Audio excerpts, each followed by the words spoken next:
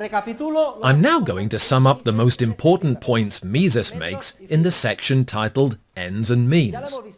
We've talked about this before. What is an end? According to Mises, an end is the result an actor intends to achieve with his action. And what is a means? Remember that in English, means always ends with an S, even when it's singular. A means is anything the actor subjectively believes will permit him to achieve his end. Bear in mind that both ends and means are always subjective. In what sense? In the sense that the subject involved in the action is the one who discovers the end worthwhile to her and seeks out the means she subjectively believes, that is, from her own particular viewpoint, which will be necessary to accomplish her objective. Now, let's delve into this a bit more. The end, which is what we intend to achieve with our action, can in turn be a means in the context of a more general or broader action. What we're going to do now is look at the relationships between ends and means. An end connected to a concrete action can become a means if we look at this end from the perspective of a broader or more general action. Here's an example we'll all relate to immediately. What are we doing right now? We are involved in a concrete action. What is it? We are attending Professor Huerta de Soto's political economy class, which is scheduled for today, November the 12th, 2009, at 7 o'clock in classroom 109, which is this one. What end are we pursuing with this action? Well, our end is to participate in class, find out its content, learn, take notes, reach the end of the book. In short, to take advantage of the opportunity we have to learn here today. That's our end. What means are we using to achieve it? We're using lots of means. To begin with, an hour of our time. Instead of being here, we could be at home watching a movie, or at a disco with our boyfriend or girlfriend, or just chatting out in the garden. We have other means as well. Who's holding a pencil or a pen?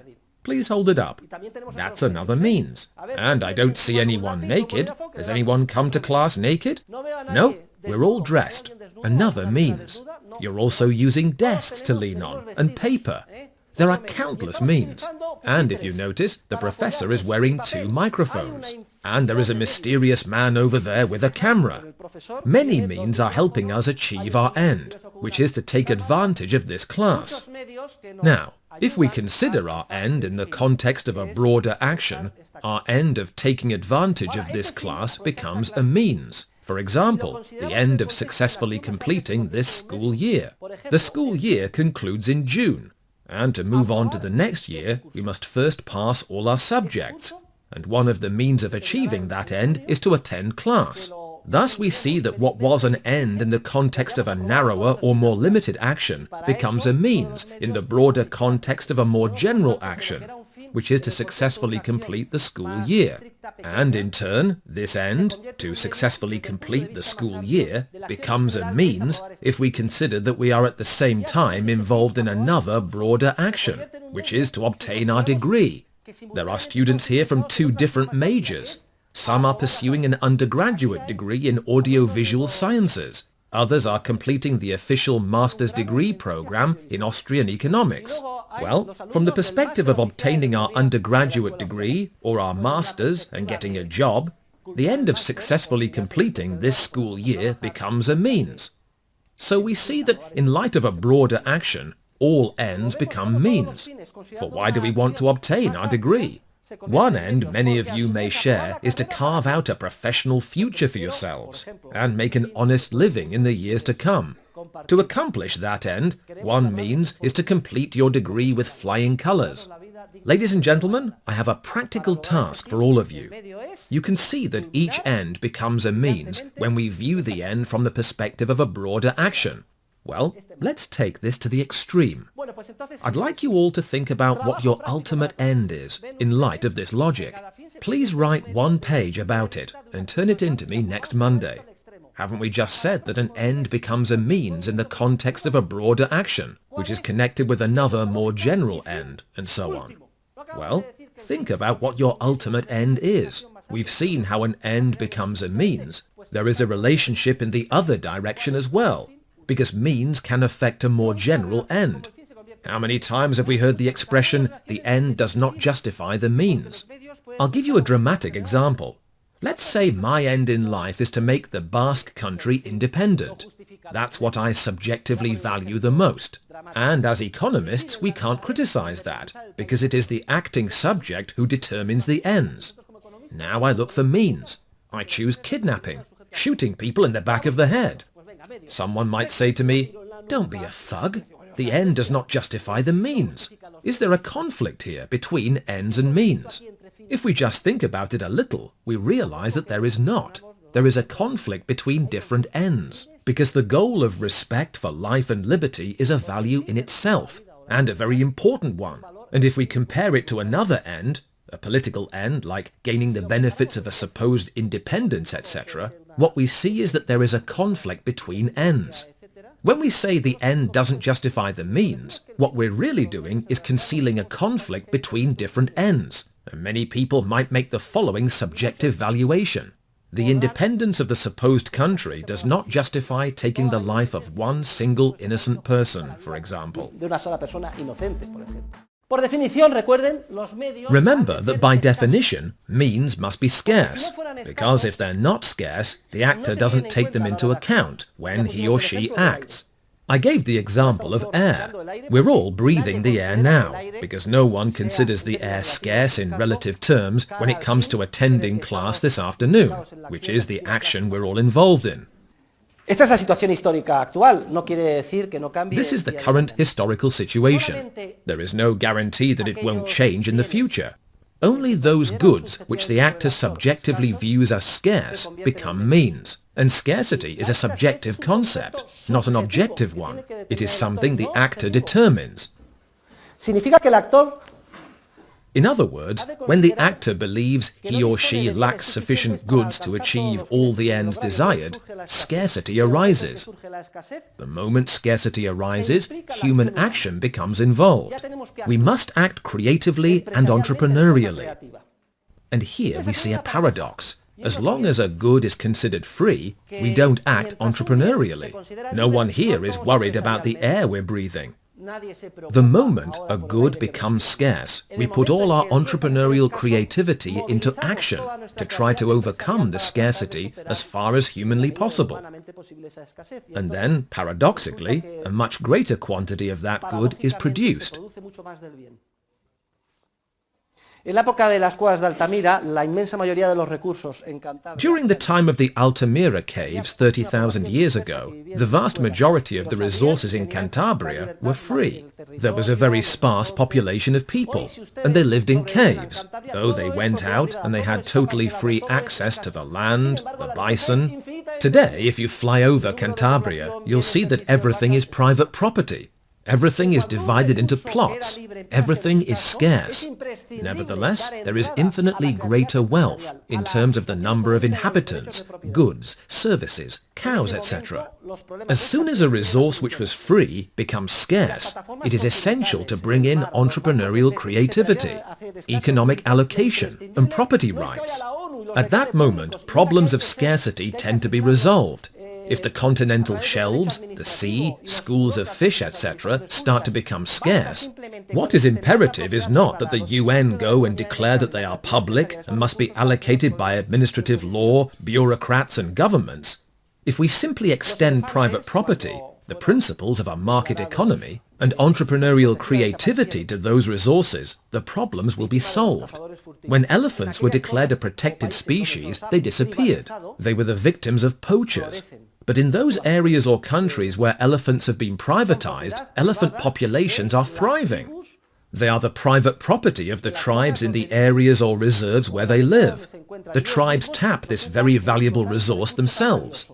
Basically, they sell the animals to millionaires who pay $25,000 to shoot an elderly elephant on the verge of death. The tribes themselves receive the $25,000, which is a fortune there, and they allocate their resource appropriately.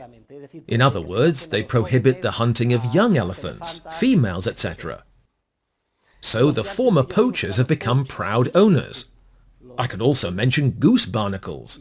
I love shellfish, and the goose barnacle is the king of shellfish. Well, barnacles disappeared when they were declared public property. Later, in Galicia, a smart person, Maybe someone who had read my books privatized the coastal rocks, this one for this family, that one for that family. Then every family kept an eye on their own rock and made sure poachers stayed away. And people knew how many barnacles they could collect. As a result, now there are goose barnacles again. The same is true of fighting bulls, etc. So, if you want a scarce resource to flourish, you must privatize it, bring in entrepreneurial creativity, and permit its economic allocation. The history of the advancement of mankind and civilization is precisely the history of more and more goods becoming scarce all the time. Goods which, in the past, people had considered free and not scarce in relative terms. But then people began to see them as scarce, with respect to the ends they wished to achieve. Means, which by definition are scarce, are also called economic goods. There are two main types of economic goods: consumer economic goods, or consumer goods, and higher order economic goods, or factors of production. What are consumer economic goods or consumer goods? They are goods which directly satisfy human needs. By themselves, they permit an actor to achieve an end of value to him or her. They are also called first-order economic goods. And now I'll explain why. Examples of consumer goods. Well, very easy. An aspirin. My head hurts from so much listening to Professor Huerta de Soto. I take an aspirin, and immediately my headache goes away. The aspirin is a consumer good. A fried egg. I'm terribly hungry. I eat a fried egg, and my hunger goes away. These are economic goods, consumer goods.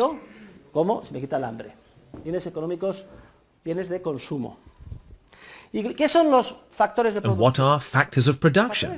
Factors of production are economic goods, which are therefore scarce, and which only indirectly, following a longer or shorter process that takes time, and always in connection with other goods, permit the fulfillment of human needs.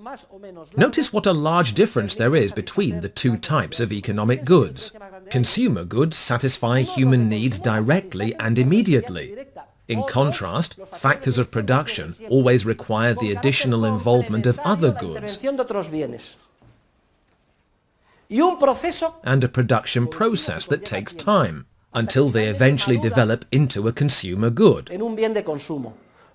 So, higher-order economic goods, or factors of production, only satisfy needs indirectly, if you will, in connection with complementary goods, and following a process that takes time. They are called economic goods of higher order, the second order, the third order, the fourth order, and so on. The higher the order, the further a good is from the final stage of consumption. We are indebted to Carl Menger for this contribution, which we will see has enormous implications when we study the theory of capital. So, let's suppose I'm really hungry and I feel like eating a fried egg. And there it is on a plate before me, all crispy and golden, with the yolk just right and a pinch of salt on top. It makes my mouth water. At the point when I'm about to eat it, the egg is a consumer good. But let's go back to a prior stage. Before I had the fried egg on a plate on the table in my dining room, there was another stage. I had a frying pan with hot olive oil in it, the egg in a little cup, and the salt to my left. Well, those four things, the oil, the frying pan, the egg before it is cracked open, and the salt, are higher order economic goods, goods of the second order. They are only one stage removed from consumption. All I have to do is crack the egg open, drop it into the oil for a moment, take it out, and sprinkle a little salt on top, and I have a consumer good. Note that higher order economic goods require the involvement of other goods. The oil alone is not enough. I need to add the egg and a pinch of salt. A period of time is necessary. several minutes before the egg becomes a consumer good. Right now we're thinking about economic goods of the second order, like the frying pan, from the stage prior to consumption and closest to it.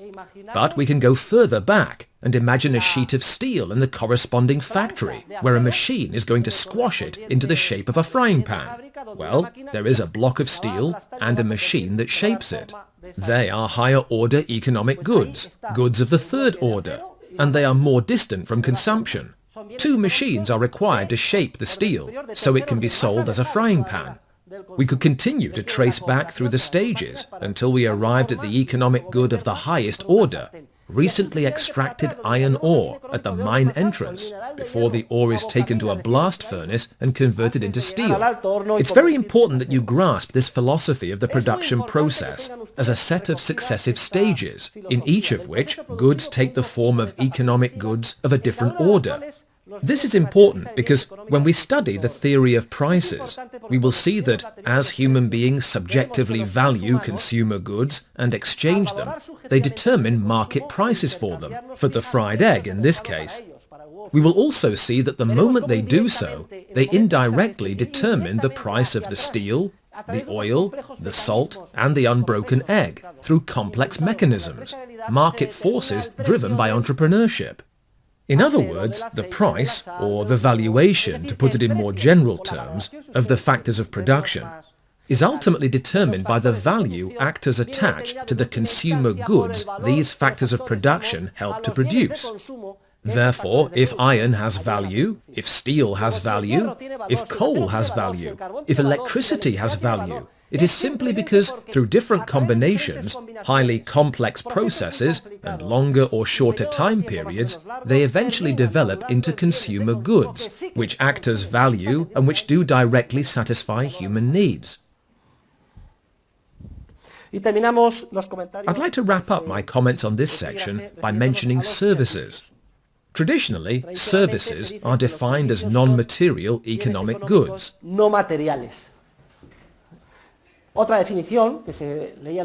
I also used to see services defined in textbooks as economic goods whose processes of production and consumption are simultaneous. A concert is a good example of a service. When we attend a concert, we enjoy the music at the same time the musicians are playing it. The music is produced and consumed simultaneously. It is also said that services provide non-material satisfaction.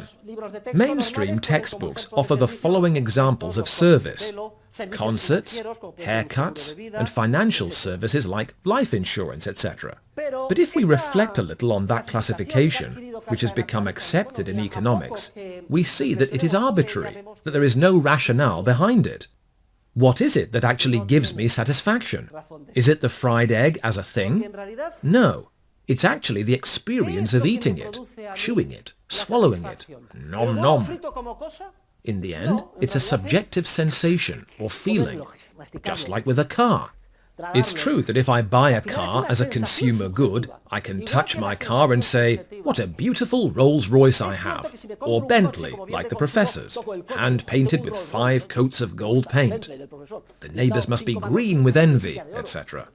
But notice, is it the car itself, or the subjective satisfaction of thinking that I have a nice car, that my neighbour is jealous, that women like it, that it has reclining seats for my girlfriend, or boyfriend, sorry. What is it really? These things are also services. They're all services. They amount to subjective, spiritual satisfaction, even when they appear to be material goods. We'll see this is true when we talk about price determination in Pretty Woman. Services. Even in the case of the most material good you can conceive of, it is the services the good provides which human beings subjectively value. However, it has become so common to stress this materialistic difference between goods and services that I could not avoid mentioning it now. In one fell swoop, we move on to action in the world. Dear students, we will now begin to outline economic laws. We'll start with the most basic ones, the simplest ones. We're going to start with the law of marginal utility.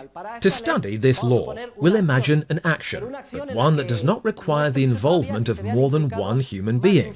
At this point, we're just going to consider the action of one lone human being, one sole actor, Robinson Crusoe, when he arrives on his island and hasn't yet come into contact with Friday. We'll begin with the simplest actions, and then gradually build our edifice, and add degrees of complexity to the analysis. Then, a few classes from now, we'll bring in society. However, to understand the functioning of the complex process of human action, in which many people participate, we must first have a good understanding of individual human action. We're going to start with the law of marginal utility. The law of marginal utility is the law that explains how the value of economic goods is determined, specifically the value of first-order economic goods, that is, goods that satisfy human needs, consumer goods and services. We'll begin with a series of essential ideas. The first of these ideas is obvious, but I want it to be quite clear. Since means are scarce, and therefore insufficient to achieve all the ends we set for ourselves, we start by using those scarce means to try to satisfy our most urgent needs, the ends we value most, and then we use the remaining means to satisfy relatively less urgent needs, ends we value less. When human beings act, we either explicitly, or in most cases, tacitly or implicitly build a value scale by which we organize our ends in terms of the value we attach to each in the context of the specific circumstances of time and place in which we're acting. We identify our most important end, our second most important end, and so on. What I'm saying is that because means are scarce, we begin by using them to accomplish the end we value most, and then we apply them to ends we value less. This is an ontological law, for nobody is going to use the scarce means within his reach to achieve ends he values little, while he consciously neglects others he values more. In fact, if anyone claims to be doing such a thing, she's lying, because it is precisely through action that we show what we value. When I act and I summon up the means to achieve an end, I am revealing precisely that the end I most value is the one I am pursuing. This idea is obvious enough. I don't think we need to discuss it further. Now for the second idea that is essential for understanding the law of marginal utility. When we consider the utility of the means, we limit ourselves to what we will call the relevant unit. If you recall, we defined value as the more or less psychically intense appreciation the actor assigns to his end, and we defined utility as the more or less psychically intense appreciation the actor assigns to the means. In fact, the value we place on the means depends precisely on the value we place on the end we think those means can enable us to accomplish. The law of marginal utility tells us how the value of the means is determined, and that's what I'm explaining now. We first made the obvious statement that we initially use scarce means to achieve the ends we value most, and then we apply what remains to ends we value less. And now we're introducing a second concept, which is as follows. When the actor takes utility into account in connection with a specific action, he or she considers only the utility of the relevant unit, the unit of means that is relevant in the context of that action. Therefore, as we discuss the law of marginal utility, we will see that the relevant unit will vary depending on the context of the action we are involved in. For example, take the thirsty cartoon character Forges draws. One of the most typical characters Forges portrays is a man in rags, who for some reason is lying sprawled on the desert sand, dying of thirst. He's dreadfully thirsty, and he's about to expire. The only thing that can save him from dying of dehydration is a glass of water to drink. And then, as if by magic, he miraculously spots 5 glasses of water behind a sand dune. I ask you, in the context of this action, in which the poor thirsty man finds himself in the middle of the desert, would a ton of water be the relevant unit? No. The relevant unit will be 1 glass more or 1 glass less, etc. But now, let's focus on a totally different action. Let's say Andalusia is in a period of drought. It's a very severe drought. All the land is dry, etc. The livestock is dying, and the harvest is disappearing. there's no choice but to buy water. And the owners of many country estates buy truckloads of water. They make a phone call. How much is a truckload of water today? A truckload of 10 tons of water is 100 euros. Okay, listen. Please bring me 3 truckloads tomorrow, because I need to refill the well. And people make their calculations. Man, 3 truckloads. I wonder how long they'll last us. Hey, don't turn the showers on too hard. People make their estimates, and there's a market. Tank trucks are driven to neighboring provinces where there's water. The trucks are filled up, and then they're taken to other areas. In the context of that action, what is the relevant unit? The 10-ton truckload of water, not the glass. The specific relevant unit depends on the context of each concrete action. And as we discuss the law of marginal utility, and you apply it, it is very important that you determine what unit is relevant in the context of each action. As an illustration, let's go back to our example based on the character Forges draws, the ragged man who's about to die of thirst in the desert. And let's say this man on the brink of death from thirst has the following scale of values. In first place, what he values most is a glass of water. A glass of water because he is about to expire. And if he drinks that glass of water, any of these, at least he will be able to endure another hour of the sun's rays. In second place, he is so thirsty that what he ranks second is another glass of water. In third place on his value scale, he says, well, if I could drink 2 glasses of water, my stomach is also killing me, because I haven't eaten since yesterday. Third on my value scale is a cluster of dates. If I could eat, then what I'd place fourth on my scale is a 3rd glass of water. And in 5th place, the sun is so strong that I need a hat. In 6th place, the 4th glass of water. And in 7th place, another glass of water. That way we have 5. The 1st glass of water in the 1st place, the 2nd glass of water in the 2nd, the 3rd glass of water in the 4th, the 4th glass of water in 6th place on the value scale, and the 5th glass of water in 7th place. Such is the man's value scale. Let's imagine he's dragging himself across the sand with bloody fingernails, and he's on the verge of death. He passes a rock, and suddenly he sees 1, 2, 3, 4, 5 glasses of water. Yippee! It's my lucky day! I'm not going to die! And suppose he reaches out with a trembling hand to grab a glass of water and drink it, but his grip fails him. He drops the glass. The water immediately spills. The burning sand absorbs it like a sponge, and the water evaporates. My question is, the other 4 glasses are still there.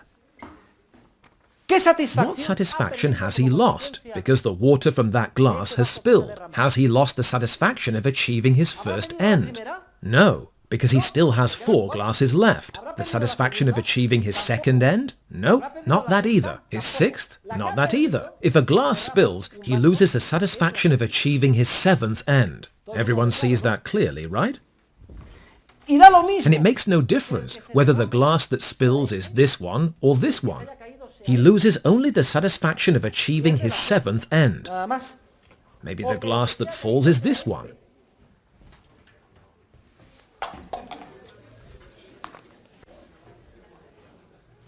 This law holds true as long as the actor considers the relevant units fully interchangeable with each other, as they are in our example. So, let's recall the 3 ideas that are essential for understanding marginal utility. First, since means are scarce, we begin by using them to accomplish the ends we value most, and then we apply them to ends we value less. Second, we bring in the concept of the unit of means that is relevant in the context of an action. In this case, the relevant unit is a glass of water. Third, the actor must view the relevant units as fully interchangeable with each other. We have seen that if a glass of water spills, any of the glasses, since the actor subjectively views them as fully interchangeable with each other, the only utility that is lost is the utility that corresponds to the 7th end, the last on the value scale.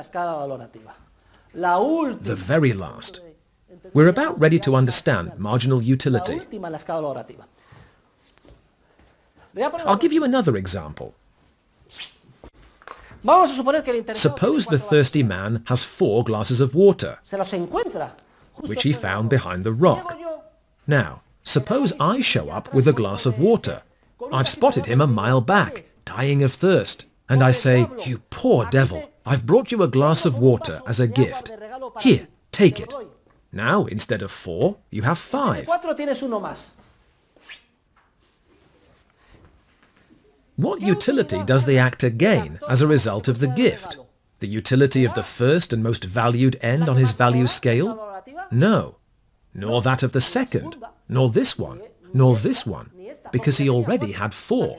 He gains the utility that corresponds to the last end on his value scale.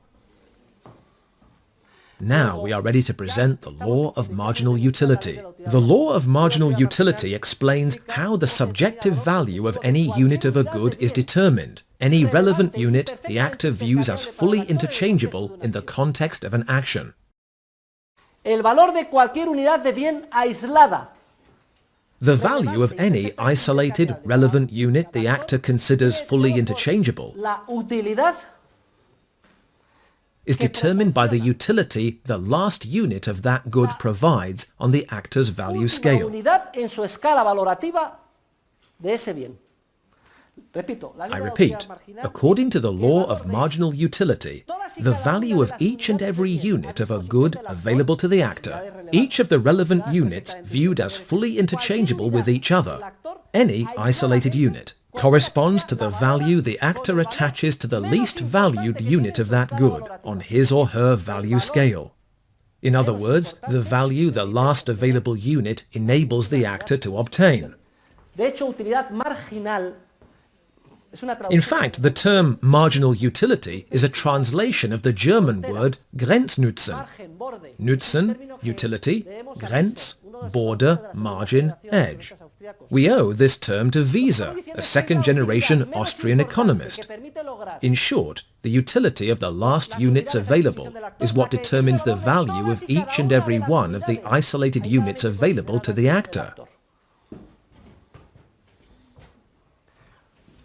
What is any isolated glass of water worth to the actor? Any glass of water considered alone. Is it worth the same as the glass that permits him to achieve his first end? No. It's always worth the same as the glass that permits him to achieve his last end. For if he loses or gains 1 glass, what he loses or gains corresponds to the last end on his value scale. What if he spills 3 glasses? What does he lose? Clearly, he loses the satisfaction of achieving his 7th, his 6th, and his 4th end, but he can still achieve his first 2. It's always the ends at the margin. However, any isolated glass of water, any one of the 5 glasses alone, has the same value for the actor as the last and least valued end he can achieve on his value scale, with the units available to him. And that, dear students, is known as the law of marginal utility. Utilidad marginal. Y ahora vamos a hacer unos comentarios. Now I'd like to sum up with a few comments. First, the law of marginal utility is a universally valid law of economic science. There's no sense in contradicting it, it's embedded in the structure of our minds. Any exception you think you may have found to this law actually violates its assumptions. I'll give you an example. I have 6 children. When my first son, Jesús, was born, we were thrilled. How wonderful, etc. 3 years later, my daughter Sonsoles was born, and we were very happy then too. Another 3 years passed, and Sylvia arrived. And we were happy, but perhaps a little less so.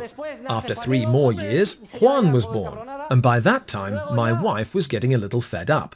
Then came Constanza. And actually she had to come next, because in all my classes I was saying that if I had a daughter, I would name her Constanza, since constancy is so important.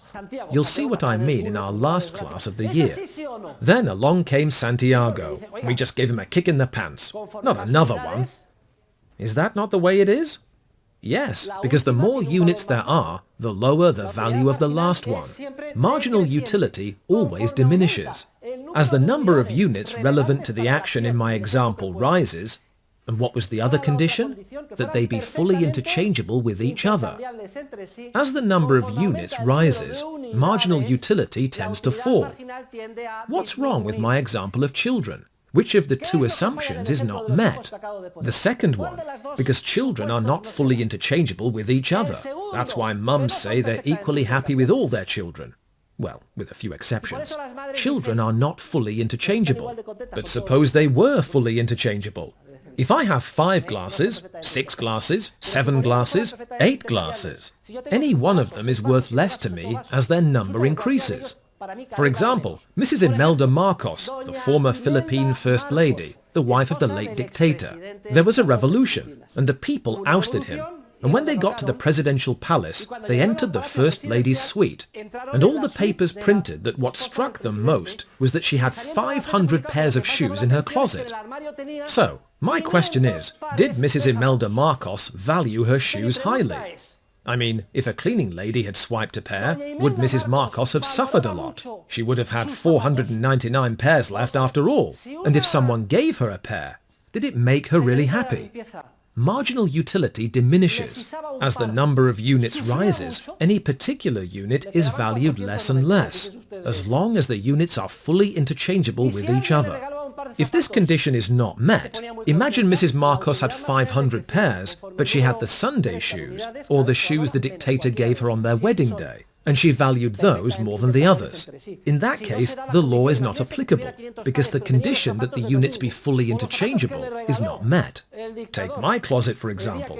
If you were to open my closet, you'd see I have 2 sections. About 50 ties in different shades of blue on the right, and another 50 ties in different shades of red on the left. Those are the ones I wear. And since I don't like thinking about it, but I do like things organized, I cycle through them. Every day I automatically put on the tie in front, and afterwards it goes to the end of the line. I wear them in turn. Then in another closet to the right, I have another 30 or 40 ties that have never been worn. Each one is brand new, still in its package. So then Father's Day rolls around, March the 19th. Hey Dad, it's your day. Happy Father's Day, Dad. Look, I bought you a present, a tie. You already know what happens next. I put on a big smile. Oh, thank you. That's just what I wanted. It's not true, of course. I don't value another tie at all, because I already have 150 of them. You get the point, right? Second, Karl Menger, the founder of the Austrian school, is traditionally credited with discovering the Law of Marginal Utility in 1871, in his book Principles of Economics. It's not true, though. The law was discovered 27 years earlier by a Spanish Thomist from Catalonia named Jaime Balmes. I explain that in my books. So, the honor of having resolved what was known as the paradox of value belongs to the Spanish. The paradox of value kept all economic thinkers bewildered up until the subjectivist revolution Menger and his successors began. Though I've already mentioned that Balmes was the first to resolve the paradox almost 30 years earlier. The impossibility of solving the paradox of value rendered futile all or the vast majority of the contributions made by theorists of the so-called classical school of economics, led by Adam Smith, etc. They already sensed that value was determined by utility, but they were posing the problem as follows. They were saying the value of goods, of means, is determined by their utility, but how is it possible that a precious stone, a diamond or a gold ring, is nevertheless worth much more than a loaf of bread, when iron and bread and water are much more useful than gold and precious stones? It's obvious they're much more useful, right? Classical theorists were disconcerted, and they couldn't solve the paradox of value. All great scientific advancements result not from answering old questions, but from asking new ones, or approaching questions in a different way. With the paradox of value, theorists were posing the question wrong, as if the choice were between all or nothing, as if human beings, in the context of some action, had to decide between giving up all water or all gold. And indeed, if I were in that situation of all or nothing, I would give up all gold rather than die of thirst. But in real life, all or nothing decisions are extremely rare. They're practically non-existent. Decisions, human actions, always involve exchanging a little more for a little less. So, if that's the way it is, we think, how many units of iron or bread or water do I have at my disposal? Well, I have this many. I have so many that any one unit is worth what the last one is worth, which is very little on my value scale. How much gold do I have? Well, very little. I have so little gold that I only satisfy ends that are very high on my value scale. In terms of marginal utility, the last unit, I value the last unit of gold far more, because I have very few units, than the last unit of bread, because I have many. Therefore, the law of marginal utility resolves the paradox of value. The law reveals that classical theorists were looking at the problem wrong. They were approaching it as if decisions or human actions were all or nothing, all gold in exchange for all bread, or nothing. But they're not like that. Decisions involve a little more, a little less. Almost all human actions are incremental, or marginal. Very few are all or nothing. Well, there are a few all or nothing decisions. For example, do I lose my virginity or not? It makes no sense to say, I'll lose a little virginity, 1 unit more, 1 unit less. You either lose it or you don't, ladies and gentlemen. There's also the example of the hero in a trench. I can leave the trench and sacrifice my life, because I know that machine gun nest will kill me, but if I do, I will save my entire company. Do I commit that act of heroism or not? There is no way to commit an act of heroism only slightly. Either I commit the act and they kill me, or I don't commit it. But apart from those extreme cases, in which the law of marginal utility also operates, it's just that the relevant unit is everything, the loss of one's life or the loss of one's virginity. The law also operates in those cases. But the relevant unit is everything. It involves what is called total utility. Apart from those cases, the vast majority of our actions involve a little more or a little less, in exchange for a little more or a little less. And the utility of the last unit on the value scale is what determines the value of each and every one of the relevant and fully interchangeable units of a good at our disposal. Third, marginal utility has nothing to do with psychology. This is very important. I want it to be quite clear, because when I was a student like you, sitting in a first-year economics class in 1973, I remember the professor came to class one day and said, "Today, I'm going to explain to you the law of marginal utility." And do you know how he explained it? I'm going to reenact it for you exactly right now. He picked up a glass of water and said, "The law of marginal utility is very simple. You're thirsty, right? Yes? Well, drink this first glass of water."